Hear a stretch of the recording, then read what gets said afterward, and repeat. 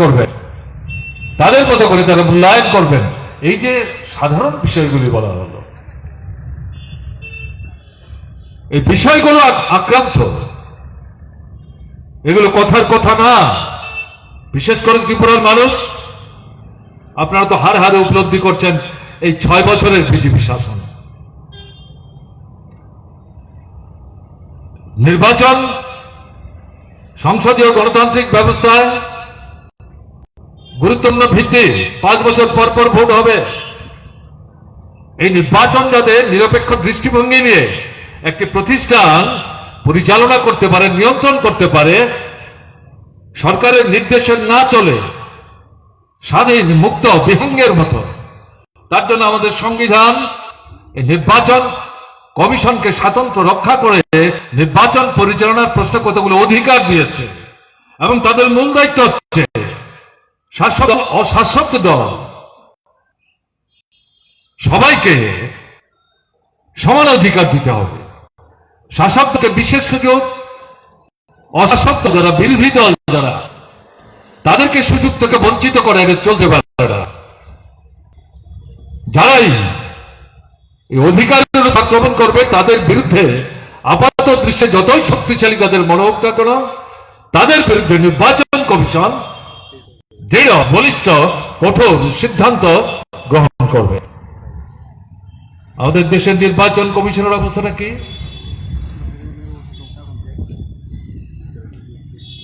মুখ্য নির্বাচন কমিশনার এবং তার সঙ্গে আরো 2 জন সদস্য, 3 জনকে নিয়ে নির্বাচন কমিশন। এতদিন পর্যন্ত এদেরকে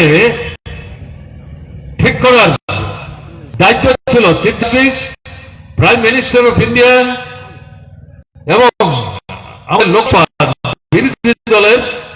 যদি বিরোধী দল তার স্বীকৃতি পেতে গেল পরে যত আসন পাওয়া দরকার, সে আসন যদি না পায়, বিরোধী গোষ্ঠীর মধ্যে যে বৃহত্তম গোষ্ঠী তার নেতা বিজেপি, আরএসএস এই ধারা পরিবর্তন করে নতুন পদ্ধতি কায়েম করেছে। প্রধানমন্ত্রী চিফ জাস্টিসকে বাদ দিয়ে কেন্দ্রীয় মন্ত্রিসভায় প্রধানমন্ত্রীর পছন্দ মতো একজন বরিষ্ঠ মন্ত্রীকে সেখানে ঢোকাবেন, বিরোধী দলের নেতা থাকবেন। তথ্যটা কি? 3 জনের 2 জন শাসক দলের। মতের অমিল হলেই ভোটাভুটি হবে। ভোটাভুটি হলে শাসক দলের পক্ষে 2 ভোট, শাসক দলের বিরুদ্ধে বিরোধী দল নেতা, তার ভোট যাবে উল্টো। তাহলে শাসন ক্ষমতায় যারা, তারা কিন্তু নির্বাচন কমিশনকে বগলদবা করে ফেললেন। এই কমিশন নিরপেক্ষ দৃষ্টিভঙ্গি নিয়ে যে নির্বাচনের মধ্য দিয়ে রাষ্ট্রের সরকার তৈরি হবে, সেই নির্বাচন কতটা যথার্থ হবে এই প্রশ্ন উঠে গেছে। এর সাথে গণতন্ত্রের একটা নিবিড় সম্পর্ক, নিগুড় সম্পর্ক, ধর্মনিরপেক্ষতা। আমি শুনছিলাম আস্তে আস্তে সমাজ চক্রবর্তী বলছিলেন, দূর থেকে শোনা যাচ্ছিল, সম্ভবত এই বিষয় নিয়ে তিনি কথা বলবার চেষ্টা করেছেন। একজন খেলোয়াড়ের ধর্মীয় পরিচয় উপস্থিত করতে গিয়ে এটাই হচ্ছে ভারতবর্ষ। আমি সেখানে যাচ্ছি। ধর্মনিরপেক্ষতার মূল কথা কি? ধর্ম নিরপেক্ষতা মানে কিন্তু ধর্মের বিরোধিতা না। আমাদের বিরুদ্ধে মানুষকে বিভ্রান্ত করবার জন্য প্রতিক্রিয়াশীল শক্তি আরএসএসডিপি সহ জনগণের মধ্যে এই কুৎসিত ব্যাখ্যা উপস্থিত করার চেষ্টা করে। না, ধর্ম নিরপেক্ষতা ধর্মের বিরোধিতা না।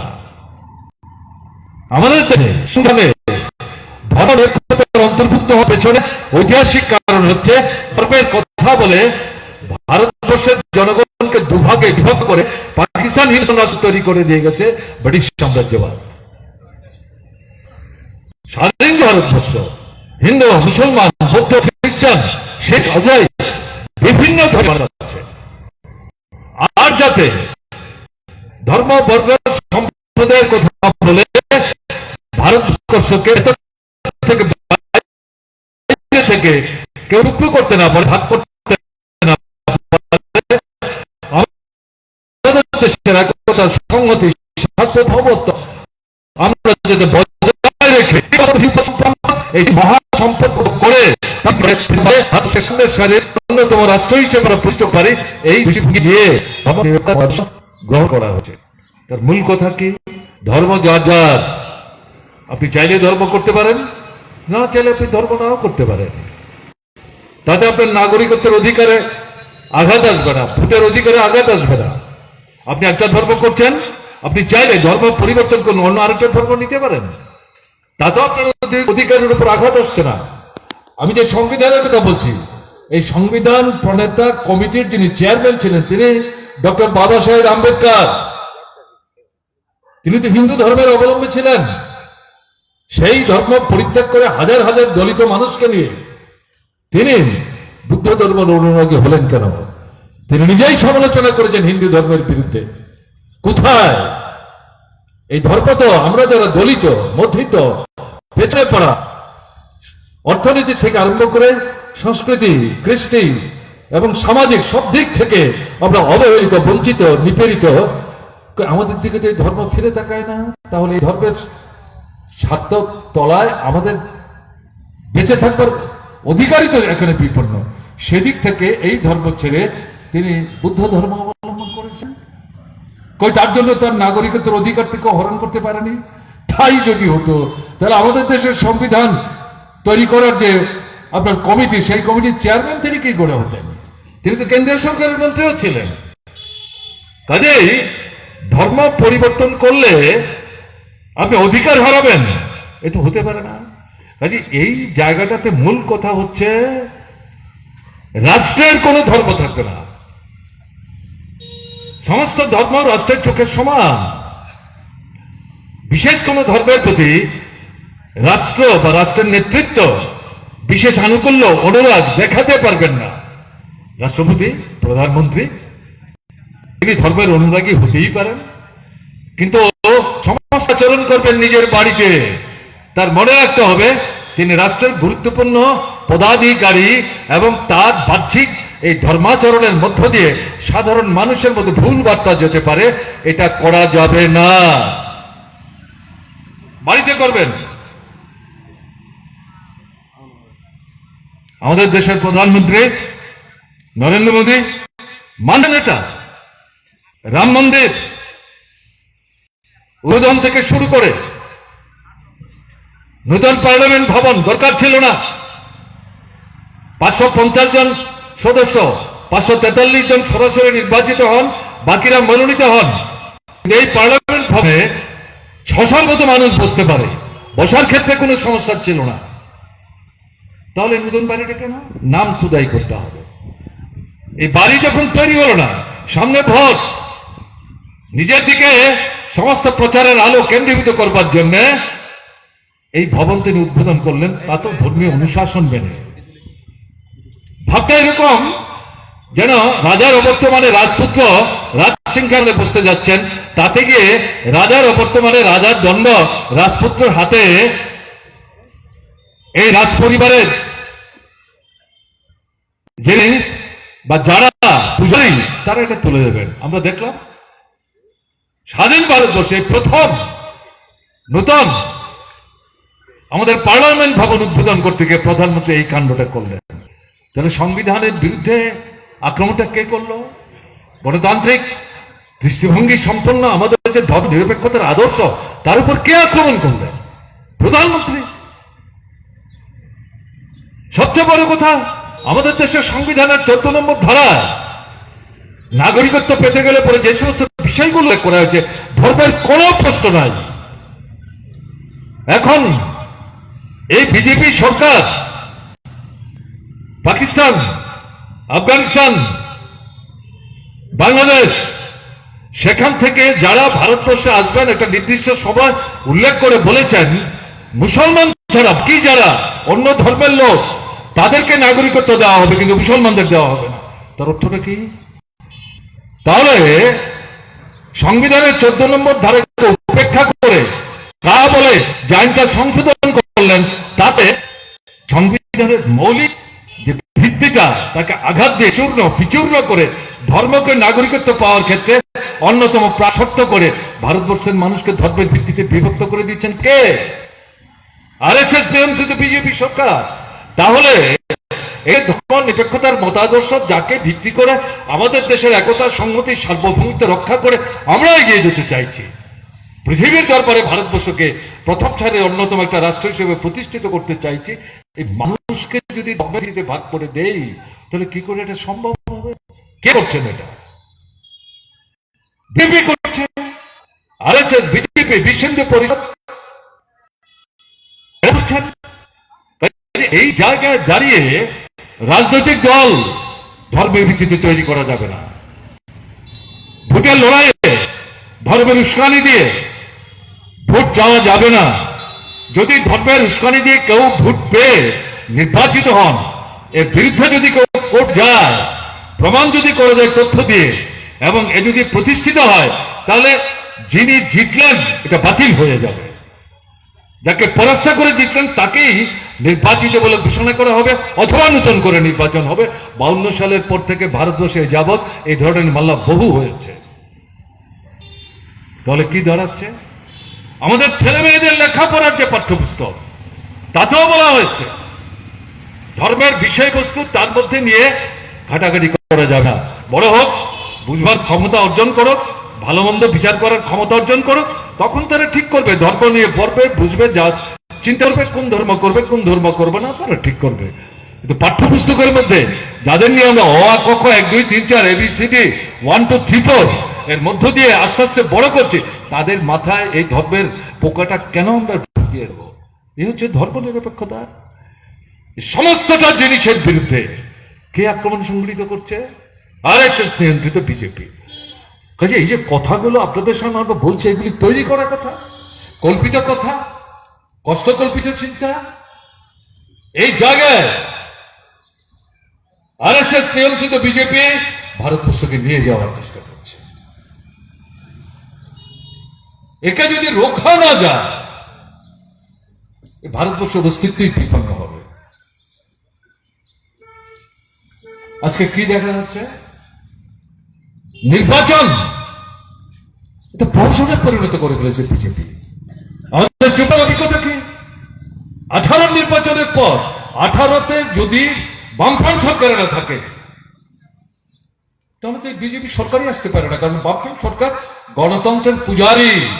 আমি আজকে দেখলাম তাদের কোন নেতা বলছেন বামফ্রন্ট থেকে গণতন্ত্র ধ্বংস করেছে, এখন নাকি ত্রিপুরায় গণতন্ত্রের জন্য, দেশে গণতন্ত্রের জন্য বামফ্রন্ট হাহাকার করছে। যেই ভদ্রলোক বলছেন, তিনি তো ইতিহাসের বিকৃত বক্তব্য উপস্থিত করছেন। তিনি ভুলে যাচ্ছেন কোন সময়ে বিজেপি এই রাজ্যের সরকারে আসলেন। এরপর থেকে পঞ্চায়েত থেকে আরম্ভ করে পঞ্চায়েত, নগর, এডিসি, লোকসভা এবং 2023-এর বিধানসভার নির্বাচন, সব মানুষ ভোট দিতে পেরেছে, নির্বিঘ্নে ভোট দিতে পেরেছে।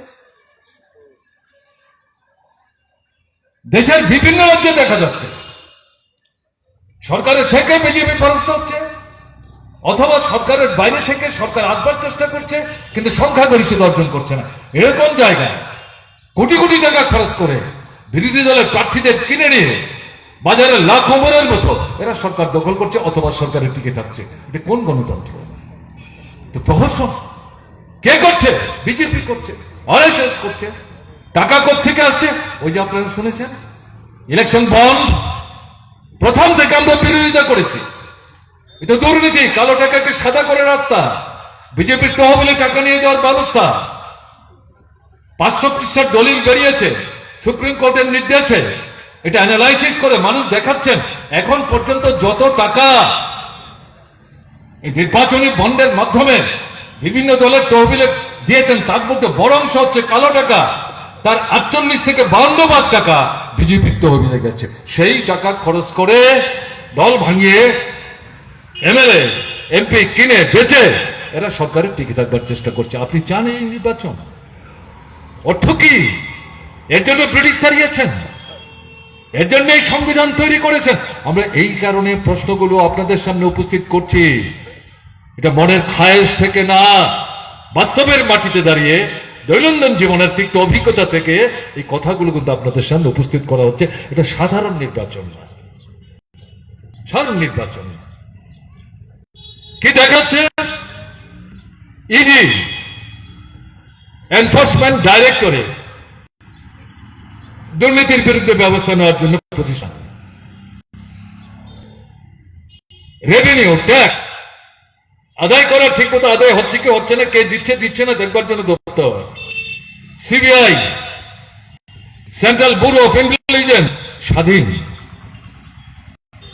ইলেকশনের মতো আমাদের সংবিধান নিরপেক্ষতা বজায় রেখে এই তিনটি প্রতিষ্ঠান যাতে ভূমিকা নিতে পারে রাষ্ট্রকে মজবুত করবার জন্য, এদেরকে এখন দেখা যাচ্ছে বিজেপি ব্যবহার করছে তাদের রাজনৈতিক স্বার্থ চরিতার্থ করবার জন্য। বিশেষ করে এদের বিরুদ্ধে যারা আওয়াজ তুলেছে সারা ভারতবর্ষে, পরাস্ত করা বিকল্প জনমুখী একটা গণতান্ত্রিক দৃষ্টিভঙ্গি সম্পন্ন ধর্ম নিরপেক্ষতার আদর্শে যারা বলিয়ান এরকম একটা সরকার তৈরি করো, এদের নেতাদেরকে বাছাই করে করে তাদের কণ্ঠ স্তব্ধ করবার জন্য অথবা জেলখানায় তারা নিক্ষেপ করবার চেষ্টা করছে, ব্যবহার করছে সংস্থাগুলোকে। এটা কোন গণতন্ত্র? পার্লামেন্ট সংসদীয় গণতান্ত্রিক ব্যবস্থার গুরুত্বপূর্ণ প্রতিষ্ঠান। এটা শুধু ভোট দিয়ে এমপি তৈরি করা না। এই পার্লামেন্টের মধ্যে শাসক দল বিরোধী দল কথা বলবে, শাসকরা সংখ্যায় বেশি, বিরোধীরা সংখ্যায় কম, তার জন্যই তারা বিরোধী। কিন্তু বিরোধীরা সংখ্যায় কম বলে তাদের কথা শাসকরা শুনবে না, এটা তো হতে পারে না, এটা তো গণতন্ত্র না। এরা তো জনগণের প্রতিনিধিত্ব করছেন, জনগণের ভাবনা চিন্তা এর পরিপ্রেক্ষিতে তাদের নিজেদের জীবনের যে অভিজ্ঞতা তাকে পাথেয় করে পার্লামেন্টের মধ্যে তারা কথা বলবেন, হয় পার্লামেন্ট অথবা রাজ্যসভা, আপার হাউস লোয়ার হাউস।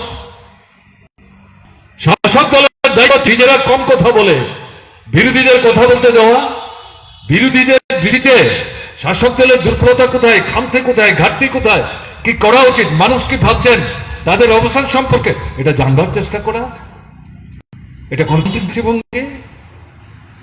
এবং তার উপর ভিত্তি করে শাসক দল যদি সত্যিই গণতান্ত্রিক হয়, সংখ্যা গরিষ্ঠতার জোরে যা কিছু সিদ্ধান্ত নিতে পারলেও তারা বাস্তব দৃষ্টিভঙ্গি নিয়ে নিজেদের উপস্থাপিত কর্মসূচি এই সমস্ত আলোচনা শোনার পর সংশোধন করতে পারে। আমরা তো রাজ্য বিধানসভায় চালিয়েছি। আজকে আপনাদের এই কেন্দ্রের যিনি প্রার্থী তিনি এসছেন, তিনি বলবেন, তাকে জিজ্ঞেস করে দেখবেন তো সংখ্যা জুড়ে যখন বিরোধী দলে বসে বামফ্রন্ট সরকার সমালোচনা করে বিকল্প প্রস্তাব রাখতেন, বহু প্রস্তাব সংখ্যার জোরে পাস না করে স্থগিত করে নতুন কমিটি তৈরি করে তাদের কাছে পাঠিয়ে সময় নিয়েছি আমরা। তাদের অনেক পরামর্শ মনে হয়েছে এগুলো সঙ্গত, তাদের সঙ্গে কথা বলে আমরা গ্রহণ করছি। দিস ইজ ডেমোক্রেসি, এটাই গণতন্ত্র। এখন কি হচ্ছে পার্লামেন্টে, কি হচ্ছে আপনারা দেখেছেন এই লাস্ট সেশনগুলো। তার আগে 140 জন এমপি লোকসভা রাজ্যসভায় বের করে দিল, সংসদ চলাকালীন সময়ে ঢুকবার অধিকার নাই।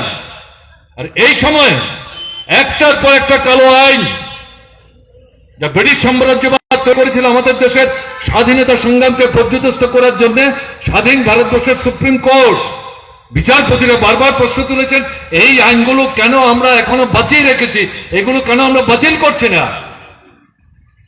এর রেস ধরে উল্টো দেখা গেল বিজেপি সরকার এই কালো আইনকে আরো শক্তিশালী করলো গণতান্ত্রিক আন্দোলন, জনগণের আন্দোলন দাবিয়ে রাখবার জন্য এই কালো আইন পাশ করে নিল। পার্লামেন্টে কোথায় থাকলো বিরোধী দলের অস্তিত্বের অর্থটা কি, গণতন্ত্রের অস্তিত্বের অর্থটা কি? এই যে ঘটনাগুলো, এইগুলোর পরিপ্রেক্ষিতে কিন্তু এই কথাগুলো আপনাদের সামনে বলছি, এগুলো কথার কথা না, কল্পিত কথা না। কাজেই প্রশ্নটা এখানে উঠেছে, এই যে আক্রমণগুলো চারিদিক থেকে তারা সংগঠিত করছে কেন? একদলীয় স্বৈরশাসন কায়েম করার জন্য, যার মধ্যে লুক্কায়িত আছে ফ্যাসিস্ট ভাবনা। ফ্যাসিস্ট ভাবনা মানে নেতা পূবকে পশ্চিম বলবেন, পশ্চিমকে পূব বলবেন, উত্তরকে দক্ষিণ বলবেন, দক্ষিণকে উত্তর বলবেন, আপনাকে মাথা নোয়াতে হবে। সূর্যকে চাঁদ, চাঁদকে সূর্য, এটাই বলতে হবে, ঠিক আছে।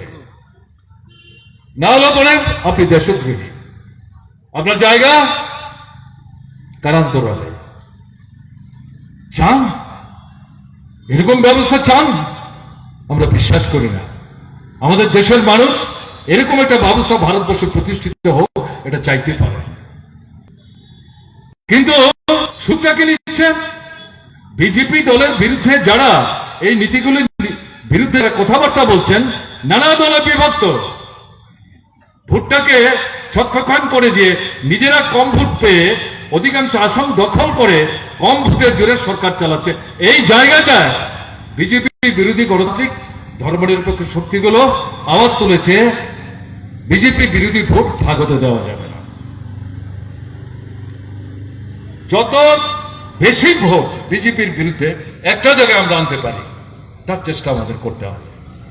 এটা যদি আমরা করতে পারি, বিজেপিকে পরাস্ত করা কঠিন না। এটা তো ইতিহাসের অভিজ্ঞতা।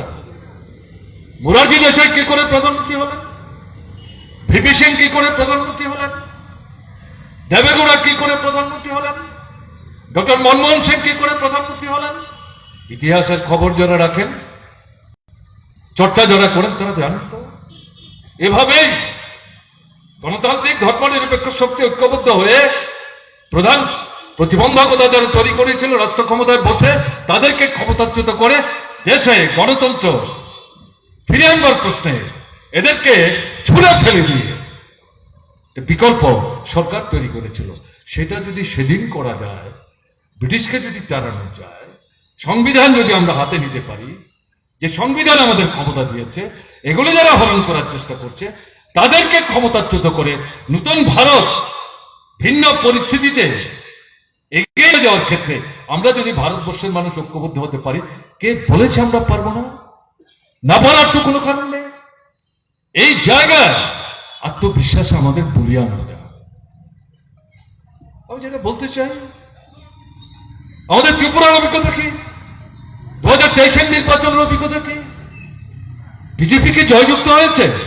না তো, 39টা ভোট পেয়েছে, এবং এই 39টা ভোট হকের ভোট না। এখানে 10 থেকে 15% ভোট জবরদস্তির ভোট। আপনি ভোট দিতে পারেননি, বাড়ি থেকে বেরোতে দেয়নি, ভোট দিতে গিয়ে আক্রান্ত হয়েছেন, ভোট দিতে ঢুকেছেন, মুখোমুখি দাঁড়িয়ে আপনাকে বলছে ওই জায়গায় টিকতে হবে, না হলে পরে কিন্তু বাড়িতে ফিরে যেতে পারবেন না। এটাই তো ঘটনা। কাজে এদের যে 39 ভোট 51 থেকে নেমে যেটা 39-এ চলে আসতো, এই 39 ভোটও বিজেপির প্রকৃত ভোট না। এটা 22-25% বেশি না। কে করেছে এটা? আপনারা করেছেন।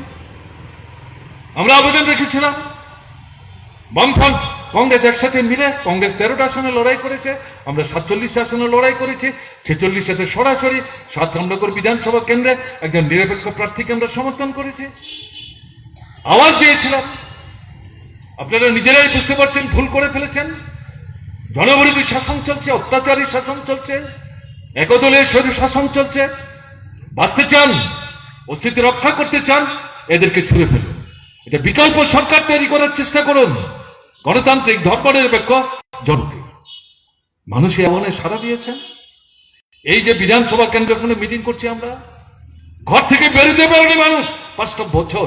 এই কেন্দ্রে তিনি এক সময় এই বিধানসভার বিজেপি শাসনের প্রথম স্পিকার ছিলেন, তাকেই তো পরাস্ত করেছেন আপনারা। রামুকে আপনারা জয়যুক্ত করেছেন। কজন চিনে রামুকে? এটা সাধারণ গরিব ঘরের, অন্যের বাড়িতে কাজ করে কোনো মতো ছেলেটাকে বড় করেছেন, সেই ঘরের সন্তান রামু। ঠিক মতো দাঁড়িয়ে আমি দেখেছি, এই মাঠে দাঁড়িয়ে প্রথম যখন তাকে বক্তৃতা মঞ্চে তুলে দিয়ে বললাম বলো, সে তো খাবি খাচ্ছিল। কি বলবো আমি? আরে তুমি মাস্টার, ছাত্র পড়া? বলো আমি তো ছাত্র পড়াই, কিন্তু আমি তো এইভাবে মিটিংয়ে কথা বলতে অভ্যস্ত না। যা পারো তাই বলো, মানুষকে প্রতি তুমি শ্রদ্ধা জানো। তাকেই তো আপনারা জিতিয়েছে। কে বলেছে আপনারা পারেন না? যদি আরেকটা দল বামফ্রন্টের বিরুদ্ধে আলখাল্লা করে, জনগণের মধ্যে যে বামফ্রন্ট বিরুদ্ধে ক্ষোভ বিক্ষোভ তাকে আজ করতে পেরে বামফ্রন্ট বিরোধী কথা বলে, বিশেষ করে উপজাতিদের ভোট যাতে বামফ্রন্টের দিকে আসতে না পারে তা আটকাবার জন্য 42 আসনে প্রার্থী দাঁড় করিয়ে দিল। 20 আসনে রিজার্ভ আছে উপজাতিদের, বাকি 42টা আসনে উপজাতিদের জন্য রিজার্ভ না, 2-3টা আছে তফসিলিদের জন্য রিজার্ভ। এটা যদি না করে 19 ভাগ ভোট তারা পায়, তাহলে তো এই সরকারটা থাকে না। তার তো যে 31টা 32টা আসন পেয়েছে এগুলি পায় না। বামফ্রন্ট কংগ্রেসের আসন বাড়ে, এটা খবর তো হয়। এবং এত কম ভোট নিয়ে ত্রিপুরায় 52 সালের পর থেকে যে সরকার তৈরি হচ্ছে, আমি বিধানসভার কথা যদি বলি আরো পর, কোন সরকার এত কম ভোটে ত্রিপুরা এর আগে তৈরি হয়। তাহলে এই যে ঘটনা দৃষ্টান্ত কে স্থাপন করলো? আপনারা ভয় পাচ্ছেন তো, বুঝতে পারছি আমি। এই মাঠে দাঁড়িয়ে আমি বুঝতে পারছি, মাঠে দাঁড়িয়ে আমি বুঝতে পারছি। এই মাঠে আমাদের মিটিং ডাকলে জায়গা হতো না, রাস্তায় দাঁড়াতেন। এখন সবার মাথা, এরা তো আরো 4.5 বছর কি জানি হয়, কি জানি হয়। এটা লোকসভার ভোট, এ নিয়ে আমাদের মাথা ঘামিয়ে কি লাভ? যদি না ঘামান, ঘর থেকে যদি না বেরোন, অস্তিত্ব রক্ষা করতে পারবেন যদি মনে করেন বিষের দাম কমবে, কমবে না। সস্তায় রেশন পাবেন না, আপনার ছেলে কাজ পাবে না, মাথা গুজার জায়গা পাবেন না, ইজ্জত সম্ভ্রম নিয়ে মানুষের মতো বেঁচে থাকবার জন্মগত অধিকার, এই অধিকার ভোগ করা থেকে বঞ্চিত হবে। কার কাছে কেন ভয় পাচ্ছে? তার জন্য একের পর এক অগণতান্ত্রিক স্বৈরাচারী কায়দা তারা অনুসরণ করছে। আপনি কেন ভয় পাবেন? আপনার হারাবার কি আছে? সর্বস্বতা এমনিতেই লুট করে নিয়ে যাচ্ছে। এটি ঘুরে দাঁড়াতে হবে। সেই জায়গায় দাঁড়িয়ে আমি এগুলো একটু দৃষ্টান্ত হিসেবে উল্লেখ করার চেষ্টা করলাম। যারা এই বিশ্বাসঘাতকতা করলেন, বেশি সময় লাগেনি। টিউজিএসের তো 12-15 বছর লেগেছে। তখনই দর্শকদের বলেছিলেন এই শিকারী মোড়ক, জঙ্গলের বন্য মোড়ক ধরবার জন্য শিকারী এই মুরগকে ট্রেনিং দিয়ে ঠিক করে বনে নিয়ে যায়, একে ছেড়ে দিয়ে জঙ্গলের মোড়ক ধরে। তো অনেকটা এরকম এরা প্রায় 15 বছর সাধারণ লালনা বলেছে, এরা তো 3 বছর ধরা পড়ে গেছে, বিজেপির পেটে ঢুকেছে। দেখেছেন আপনারা লোকসভা নির্বাচনের প্রার্থী। আমি সেগুলি বলে সময় নেব না। আমি শুধু ঘটনাগুলো আপনাদের সামনে জাস্ট স্পর্শ করে যাচ্ছে বুঝবার জন্য। আপনারা বুঝতে পারবেন না মনে করার তো কোনো কারণ নেই। কোথায় আছি আমরা? এই অবস্থা থেকে ত্রিপুরাকে বের করে আনতে গেলে পর দেশের যে লড়াইটা চলছে, এই লড়াই তো বিজেপিকে ক্ষমতাচ্যুত করতে হবে। তার সঙ্গে আমাদের এখানে 2টো এমপি আসনের প্রশ্ন যুক্ত। এটা ভাবনায় রেখে আপনার যে অধিকার, সেই অধিকার সাহসের সাথে ঘর থেকে বেরিয়ে আপনাকে প্রয়োগ করতে হবে। ত্রিপুরা রাজ্যের সরকারটা কোথায়? সরকারই তো নয়। কাজ নাই, রোজগার নাই, কেনবার ক্ষমতা নাই, অনাহার মৃত্যু, সন্তান বিক্রি, গোটা পরিবার আত্মহত্যা করছে। খবর নিচ্ছে কেউ? কাজের জন্য বাইরে যাচ্ছে, ওখানে গিয়ে বেগুড়ে মারা যাচ্ছে, মৃতদেহ বাড়িতে ফিরে আনতে পারছে না। খবর নিচ্ছে কেউ? খবর নিচ্ছে না তো। রাস্তাঘাট ভেঙে চৌচি, বিদ্যুতের খুঁটি পড়ে আছে, তুলবার লোক নাই, পানীয় জলের কল চলো না, সেচের মেশিন চলো না। এই 6টা বছর এরা করলোটা কি? এখন দেখলাম এডিসি ওদেরই শখের পছন্দের যে তীব্রমতা তারাই চালাচ্ছে।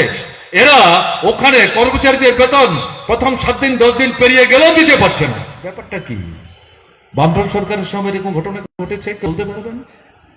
কেউ বলতে পারবেন? টাকা যাচ্ছে কোথায়? হচ্ছেটা কি? জঙ্গলের শাসন চলছে। আমার আগে কংগ্রেস দলের পক্ষ থেকে আমার ভগিনী যে বক্তৃতা করছিলেন, বিশেষ করে 23-এর নির্বাচনের পর যেটা আমরা লক্ষ্য করছি, আক্রান্ত মায়েরা বোনেরা পুলিশের কাছে গেলে পুলিশ মামলাই নিতে চাইছে না। বলছে কে হবে মামলা করে? কোর্টে যাবেন তো, পয়সা খরচ হবে, আরো আক্রান্ত হবে।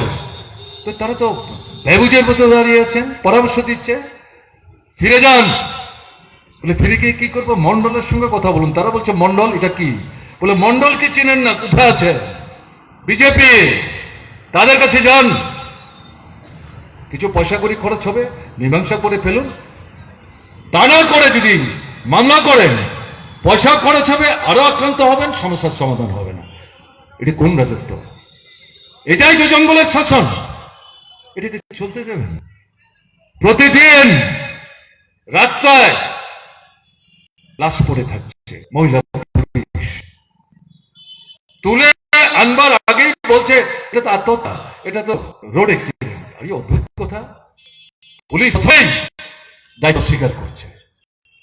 কি আগরতলার সঙ্গে কি হচ্ছে? আজকে পত্রিকা খুলে দেখবেন, শহরের এই প্রান্তে ওই প্রান্তে দুটো মেয়েদের মৃতদেহ। কি কোথায় আছি আমরা? চাকরি কি চলে ত্রিপুরায়? পারমানেন্ট রেসিডেন্স সার্টিফিকেট বাইরের রাজ্য থেকে এসে টাকার বিনিময়ে এসডিএম অফিস থেকে কিনে নিচ্ছে, ধরা পড়েছে। পশ্চিমবাংলার 2 জেলা, উড়িষ্যার 2 জেলা আরএসএস করে, সেখান থেকে আরএসএস এসে এখানে বিজেপির জন্য কাজ করে, টাকার বিনিময়ে তাদেরকে এনেছে, ইন্টারভিউ দিয়েছে। এখন জয়েন করতে গেলে পর পার্মানেন্ট রেসিডেন্ট সার্টিফিকেট দিতে হবে, সেই সার্টিফিকেট সংগ্রহ করছে তেলিয়ামুড়ার এসডিএম অফিস থেকে। ধরা পড়েছে এসডিএম অফিসের যে কর্মী, তার গর্দান কাটছে। তাহলে এসডিএম এর কি হলো? এসডিএম এর উপর যে ডিস্ট্রিক্ট ম্যাজিস্ট্রেট, তার কি হলো?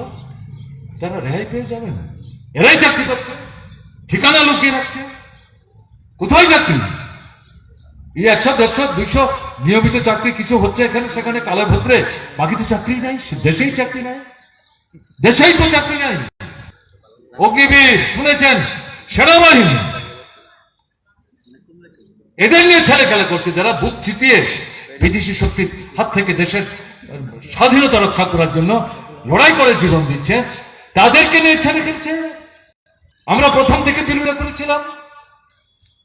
আজকে দেখলাম গতকালকে কংগ্রেস দলের নির্বাচনী ইস্তাহার তারা যা প্রকাশ করেছেন, যোগদান বিষয়ে কথা বলতে গিয়ে এই অগ্নিবীর বাতিল করবেন, তারাও বলতে বাধ্য হয়েছেন। আমরা প্রথম থেকে বলছি এটা বেআইনি, এটা হতে পারে না। সৈন্যবাহিনীর ছেলেদের নিয়ে এরকম কাণ্ড হতে পারে না। আমি বিস্তৃত বলছি না, কিন্তু কথাগুলি কিছু না বললে তো আপনারাই বলেন কি হলো, আসলাম আপনার কথা শুনবার জন্য। ঠিকই তো, কিছু তো বলতে হবে। এটা খুব খারাপ অবস্থার মধ্যে আমরা চলছি। কৃষি, কৃষক, শ্রমিক, শ্রমজীবী মানুষ, উপজাতি, তফসিলি, ওবিসি, সংখ্যালঘু, ছোট বাজারি ব্যবসায়ী আক্রান্ত অর্থনৈতিক দিক থেকে।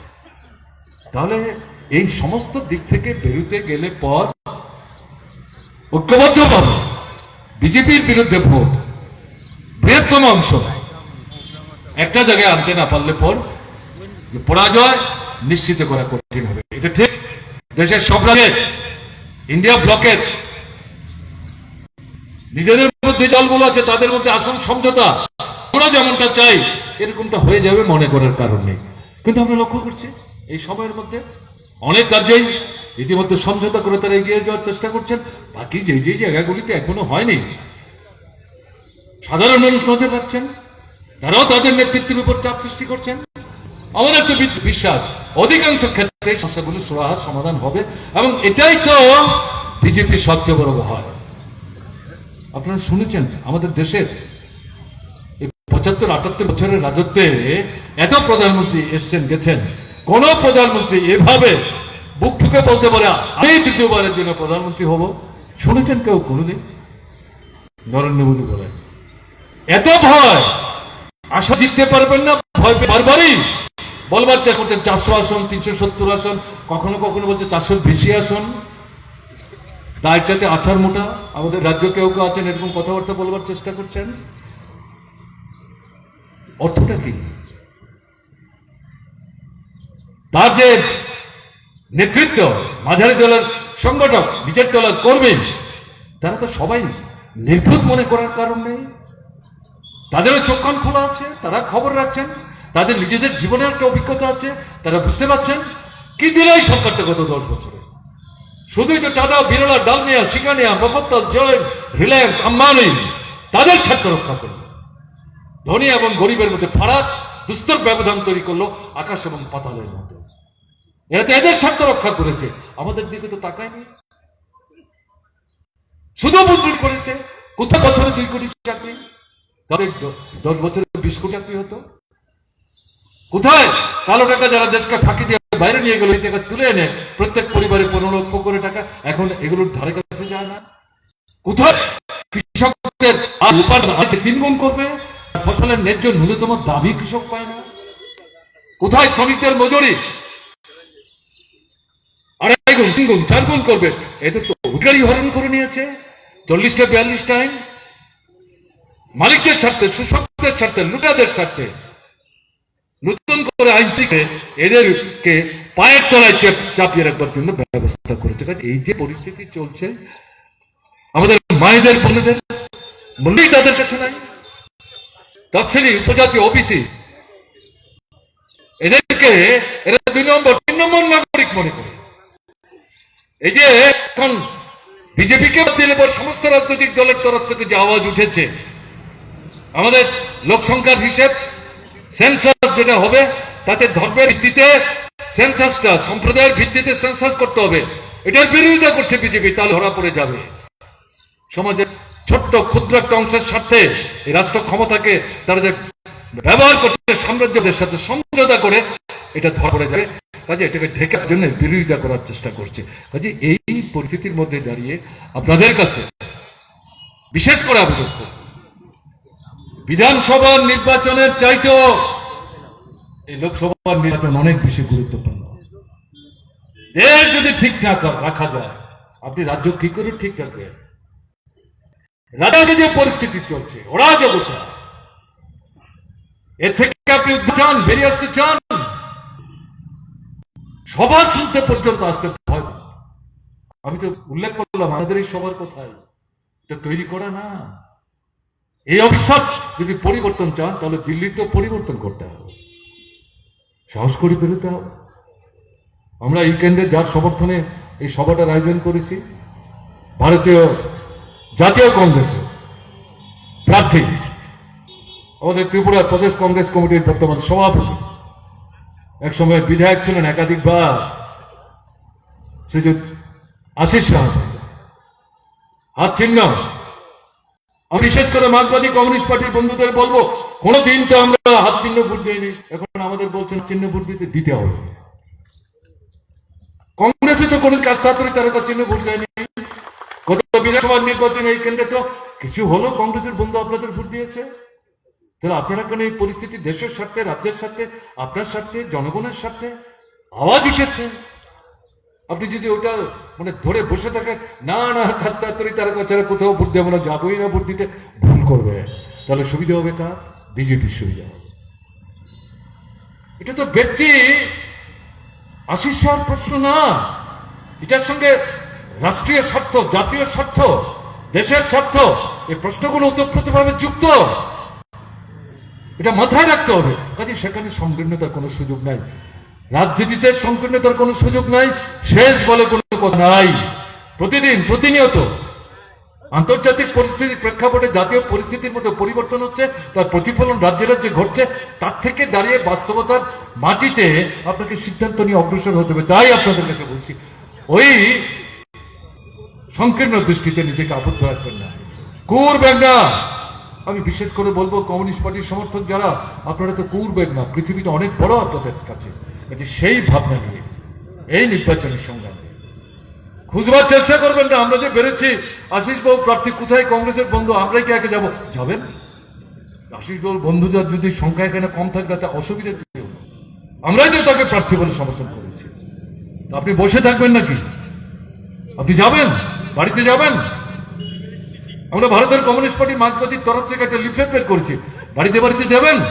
তাতেও তো আশিস বাবুর কথা বলা হচ্ছে, সবার কথা বলা হচ্ছে। কে দেবে এটা? পোলিং এজেন্ট কে ঠিক করবে? আপনারা করবেন। পোস্টার কে লাগাবে? আমরা তো আশিস বাবুর জন্য পোস্টারও ছাপিয়ে দিচ্ছি প্রত্যেক বিধানসভা কেন্দ্রে। কে লাগাবে এটা? আশিস বাবু লাগাবেন? আপনি সিপিআইএম করে আপনি লাগাবেন না? লাগাতে হবে আপনাকে।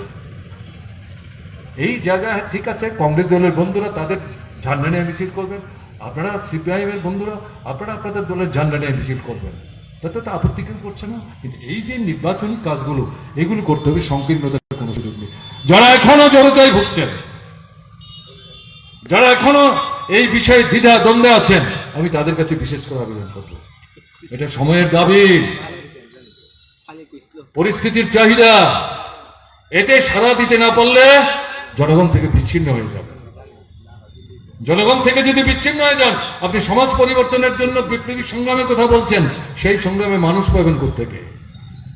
আজকের পরিস্থিতিতে যে দায়িত্ব পালন করার কথা আপনার, সেটা যদি ঠিক মতো পালন করতে না পারেন, আপনি বড় যে বিপ্লবী সংগ্রামের কথা বলছেন, সেখানে কোত্থেকে আপনি লোক জোগাড় করবেন? এটা মাথায় রাখতে হবে। কাজে সেদিক থেকে আপনাদের সবার উদ্দেশ্যে আমাদের আবেদন, এই লড়াইটার গুরুত্ব তাৎপর্য জাতীয় প্রেক্ষাপটে উপলব্ধি করে নূতন উদ্যমে আপনাদের কিন্তু বেরোতে হবে। ঘরে যান, বড় মিটিং করা যাবে না, সময় ঘরে ঘরে যান, একটা পাড়ায় যান, 2টা 4টা 5টা বাড়ির সাথে নিয়ে বসুন। গেলাম, নমস্কার করলাম, চিন্তা দেখিয়ে আসলাম, তা না, তাদের অনেক প্রশ্ন থাকবে, জিজ্ঞাসা থাকবে। আপনারা যাবেন, বামফ্রন্টের লোক আমি বলছি, সরকারে ছিলেন অনেকদিন, 25 বছর এক নাগারে, এর আগে 10 বছর, সবই ঠিকঠাক আমরা করতে পেরেছি, ঘটনা তা না, কিছু ভুলভাল ছিল না তা না, ইচ্ছাকৃত না হোক অনিচ্ছাকৃত। অনেকের মধ্যে খুব বিক্ষোভ থাকতে পারে, প্রশ্ন করতে পারে, আপনারা ছিলেন, করলেন না, গেলাম, এত কিছু দেখলেন না, বলে ঠিক আছে, তার তো জবাব আপনারা দিয়েছেন, শিক্ষা আপনারা দিয়েছেন। এখনই কি চান এটা ধরেই আপনি বসে থাকবেন, যা অরাজকতা চলছে এটা দেবেন? বোঝাতে হবে, রেগে নিয়ে, ক্ষুব্ধ হয়ে, বিনয়ের সাথে জয় করতে হবে, সঙ্গে নিতে হবে। চলুন একসাথে নতুন ভাবে আমরা এগোতে চাই, এই দৃষ্টিভঙ্গি নিয়ে কথা বলতে হবে। 2 মিনিট, 4 মিনিট, 5 মিনিট না, এটা মাথায় রেখে আপনারা অগ্রসর হবেন। এবং এই যে বিধানসভা কেন্দ্রটা, এই কেন্দ্রে গত 23-এর নির্বাচনে সিপিআইএম এর প্রার্থী যে ভোট নিয়ে জয়যুক্ত হয়েছেন, তার চাইতে দ্বিগুণ ভোটে আশিস সাহা হাত চিহ্নে যাতে এখান থেকে ভোট পেয়ে বেরিয়ে দিতে পারে, তার দায়িত্ব আপনারা গ্রহণ করবেন। এই আবেদন আপনাদের কাছে রেখে আমি আমার এতক্ষণ যে আপনাদের সঙ্গে কথা বললাম, আপনারা শুনলেন, আমাকে বলবার সুযোগ দিলেন, তার জন্য আপনাদের সকলের প্রতি আন্তরিক কৃতজ্ঞতা প্রকাশ করে আমি আমার বক্তব্য শেষ করছি। আমার নমস্কার।